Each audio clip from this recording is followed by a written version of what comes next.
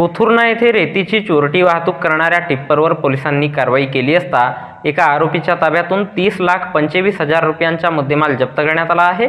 या प्रकरणी सदर आरोपीवर वरठी पोलिसात गुन्हा दाखल करण्यात आला आहे। उपविभागीय पोलीस अधिकारी कार्यालय भंडारा येथील पोलीस हवालदार राऊत हे पोलीस अधीक्षक यांच्या आदेशाने भंडारा उपविभागात पेट्रोलिंग करीत असताना दिनांक 24 मे 2024 रोज शुक्रवारला सायंकाळी 7:45 दरम्यान कोथुर्णा येथे आरोपी टिप्पर चालक मालक सुखराम बाभरे वय 45 वर्षे राहणार चांदोरी हा त्याच्या ताब्यातील MH36 AB 2907 या क्रमांकाच्या टिप्परमध्ये अंदाजे 5 ब्रास रेतीची चोरटी वाहतूक करताना मिळून आला।